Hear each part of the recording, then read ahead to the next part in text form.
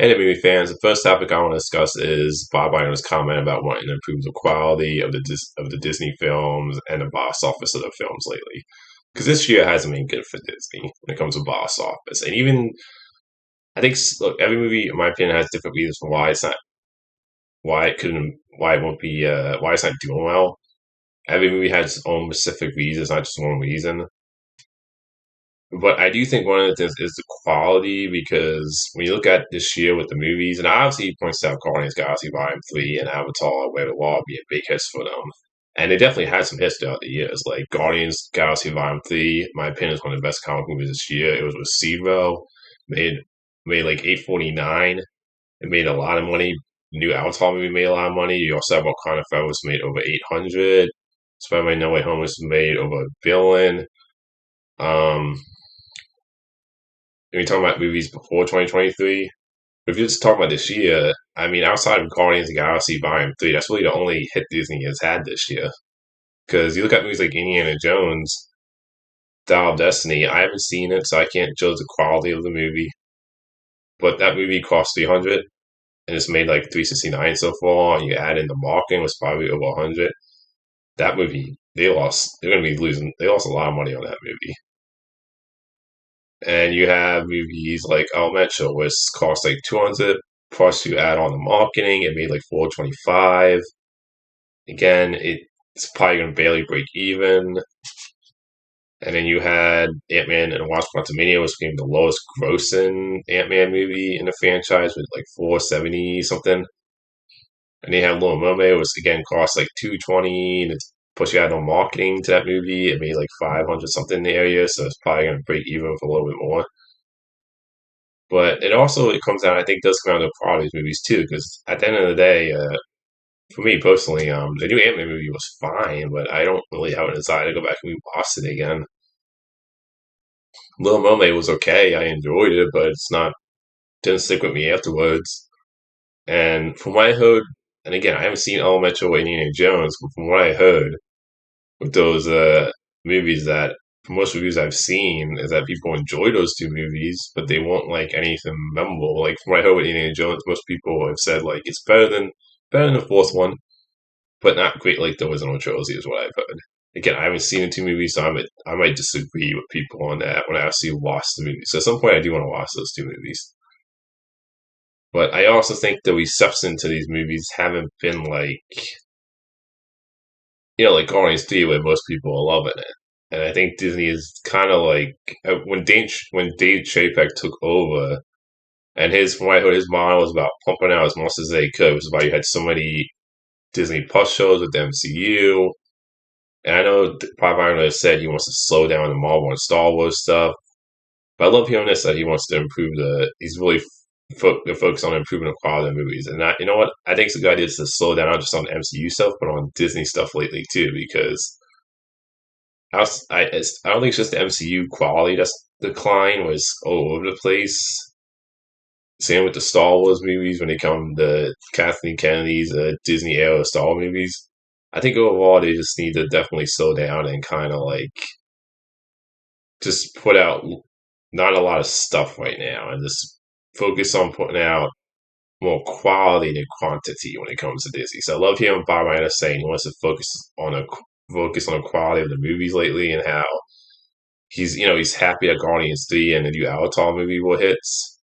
But outside of Guardians 3 this year, I can see why you'd be disappointed with all these other movies that aren't doing well because it's just like I said, the quality I don't think is there. And I can't say it about two of those movies, but I think right now people just aren't going to accept just okay, enjoyable movies anymore. I think people want every movie to be great now, and let me say this: it's very hard to make a movie. I think anybody when you make a movie, to go in trying to make a great movie.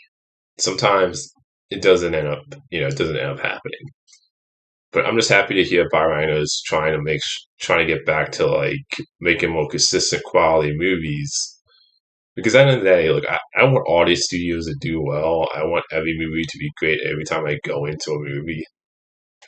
And I am somebody who's just like I want every movie to be great. Like this, like like just fine when I come out of the movie going like it was enjoyable, it was fun, but to me the you should like in my opinion every time you make a movie you should always try to hit that quality of great. So and I think Disney right now needs some they definitely need some hits like they haven't done good this year box office wise outside of Guardians 3 like I said, so they definitely need to step back and do like I said focus more on the consistency when it comes to quality and not quantity right now. So that's just my thoughts on Bob Reiner's comments. I love what he's saying, and I think that's the best idea right now for Disney is to really slow down and just focus on making some great movies. The next thing I want to talk about is Star Trek 4, which got a disappointing update for one of the actor who plays Spock in the J.J. Abrams Star Trek movies, saying that's not a priority at the studio right now. It sucks to hear this because I actually really love the 2009 Star Trek movie, the J.J. Abrams one, and I loved Star Trek Beyond. Now, I didn't like Star Trek Into the Darkness. That's the only one I don't like. And I've actually liked that one less more times I've rewatched that movie. But I love the first Star Trek movie from 2009. I love Star Trek Beyond. So I would love to see another Star Trek movie with this cast because I love the cast in the movies. Thought they were all great. And I know originally they did have a script for Star Trek 4, which is going to be Chris Hemsworth from the 2009 film coming back. And Chris Pine, who plays the captain of those Star Trek movies, is going to be a storyline where he's going to meet his father, like a time travel storyline. I think that sounded really cool. Now, obviously, they've also talked about Quentin Tarantino doing a Star Trek movie and these other people doing Star Trek movies. But I would love to see a continuation. I do think they need to find a way to cut the budget down on those movies because I think the highest grossing one was In the Darkness, just made over 400, but the first one, the third one, only made over 300. So I do think they need to cut the budget down if they do a fourth one. But it sucks to hear that the update right now is that it's not a priority for the studio because I really love actually that cast of Star Trek, and I would really love to see actually a Star Trek 4. But it sounds like most likely it's, it's not going to happen. But I hope it does. The next thing I want to talk about is Ridley Scott admitted that he wished he did Blade Runner 2049 instead of Alien Covenant. And I mean, I would agree with that because Alien Covenant, I just hate it. I mean, the Alien franchise for me, I hope this new Alien movie that's coming out from the Evil Dead director, I hope that ends up like getting me back, like making me excited for the Alien film series again. But the Alien franchise to me has had a great one since Aliens. The rest of them after Aliens are either okay to terrible for me personally. But I don't know. I think it would have been interesting to see him direct Blade Runner 2049 because obviously he did the first Blade Runner movie, which I love. But I also at the same time like, well, I love Blade Runner 2049. That was one of the whale sequels I thought was better than original, and I don't think I would want him to direct. I wouldn't want him to direct it because that movie was fantastic. But I'm not surprised he says that because, like I said, Alien Covenant, I was not a fan of that movie, and I know he had like three other prequel Alien movies planned. Cause I think it was going to be like five movies altogether. So I think it's like the Fantastic Beasts cinema. I think it's just like you don't need that many movies to tell this story. But yeah, it's just funny and interesting to hear that, and I think, what if he directed Blade Runner 2049? I also think it's kind of is a what if thing where if he directed that, maybe Neil Blomkamp's Alien 5 idea of a sequel to the first two Aliens would have happened because I know that Alien 5 idea got scrapped when Ridley Scott when he wanted to just focus on Ridley Scott's Alien prequels.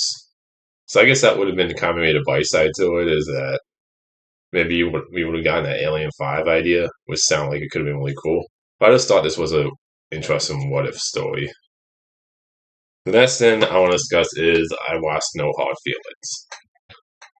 Now, let me say this. I was excited for this movie. I'm a fan of Jennifer Lawrence, and it was kind of exciting to see her do, like, more comedy, monster comedy role. Because she's done mostly dramatic, serious stuff. And I think she's just a great actress. So I was excited for this movie, and at the end of the day, I thought this was an enjoyable, fun movie. It's not great. The comedy doesn't always land for me, and I feel like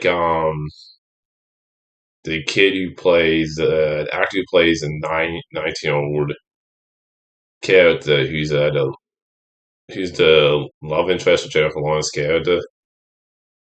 I feel like his parents, the actors who play his parents, could have been in the movie more.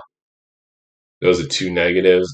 Positives, movie. I think Jennifer Lawrence and the guy who plays the 9-year-old kid. I think they're both fantastic in this. And the comedy does sometimes is funny to me. The other negative thing with this movie though is that I feel like the first half feels like a raunchy R-rated comedy, and the second half it turns into like these two characters discovering things about themselves and things they need to change to be better. And there were some nice and sweet, heartfelt moments in the second half that I liked. But at the same time, it kind of felt like the movie couldn't decide what it wanted to be. If it wanted to be this heartwarming story about these two characters discovering things that they need to change to be better, or this all-weighted raunchy comedy. So I feel like it couldn't like decide what it wanted to be because the first half feels like a all-weighted raunchy comedy, and then it like just changes into this like heartful, nice more movie, which I liked. But at the same time, I was like, it felt like it couldn't decide what type of movie it wanted to be. And like I said, the comedy doesn't always land for me. Some of the jokes are kind of like, didn't find funny. So overall, I thought this was a fun, raunchy comedy. It's not great. It's not going to be one of my favorite comedy films of all times. But I would say this. I would like to see Jennifer Lawrence do more roles like this because she actually has like a natural comedic timing, in my opinion. But yeah, at the end of the day, it's not a great movie. I would recommend No Hard Feelings. Like, it's not going to be one of my favorite movies this year. It's not a great comedy. I still don't think this year I've really seen a great pure comedy movie. Like, the last comedy film I think I loved was Good Boys. I don't know what year that came out in when it comes to all raunchy comedy films. But I still don't feel like there's been a great one this year. Yeah, that's my review on No Hard Feelings. Until next time, movie fans.